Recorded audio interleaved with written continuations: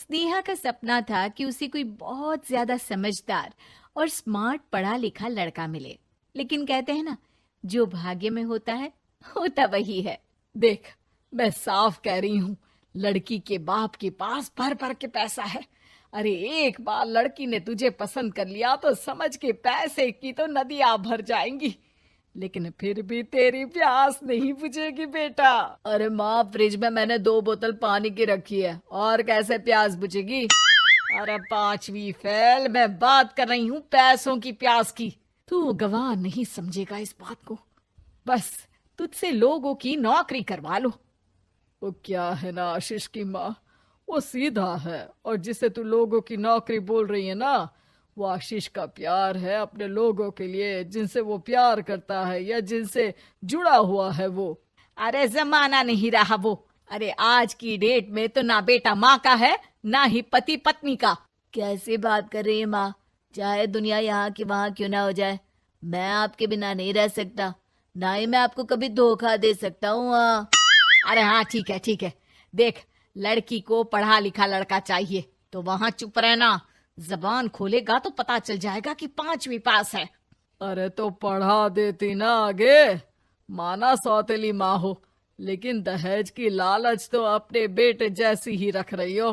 पापा ऐसा मत बोलिए ना माँ को, वो मेरी माँ है, मैं उनसे बहुत प्यार करता हूँ। अच्छा अच्छा बेटा, कुछ नहीं कहता, बस तैयार हो जा, चलते हैं और देखते हैं कि कौन है लड़की और क्या चाहती है। सभी मिलकर लड़की देखने जाते हैं, जहाँ स्नेहा आशीष को देखकर ही इम्प्रेस हो जाती है। वाह, कितना हैंडसम है। काश इससे मेरी शादी हो जाती, लेकिन पता नहीं कितना पढ़ा लिखा है।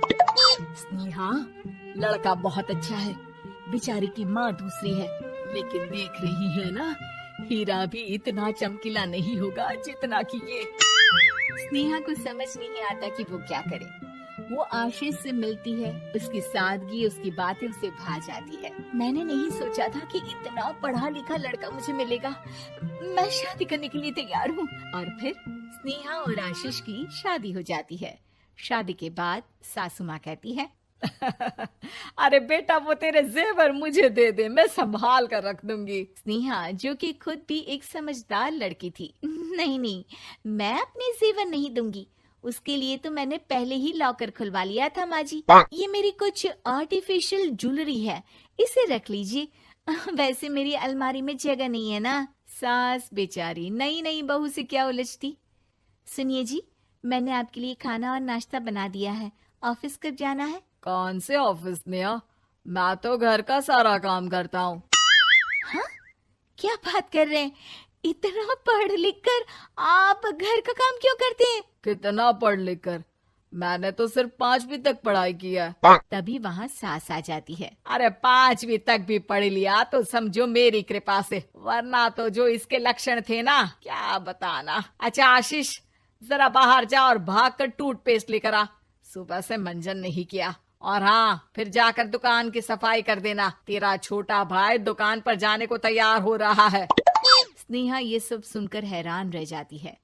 वो सोचती है कि आखिर उससे क्या गलती हो गई जो उसके साथ ऐसा हुआ। आशीष स्नेहा के पास जाता है। सुनो, तुमको तो मैंने पहली मुलाकात में ही बताया था कि। स्नेहा आशीष की बात ही नहीं सुनना चाहती है।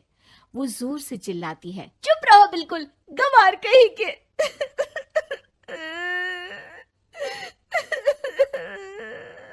कितना बड़ा धोखा हो गया मेरे साथ।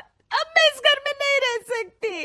प्लीज ऐसी बात मत करो, मेरी पत्नी हो तुम, जैसे बोलोगी मैं वैसा करूंगा। मैं कोशिश करूंगा बाहर जाकर कोई काम ढूंढ लूं, पर प्लीज मत जाओ। चुप रहो गंवार कहीं के, मैं तुम्हारे जैसी की बीवी हो ही नहीं सकती। आशीष स्नेहा को लाख समझाने की कोशिश करता है, लेकिन वो अपने मायके चली जाती है। माँ चलिए ना, स्नेहा को मना कर लेकर आते हैं। अरे जाओ, मनाने जाए मेरी जूती।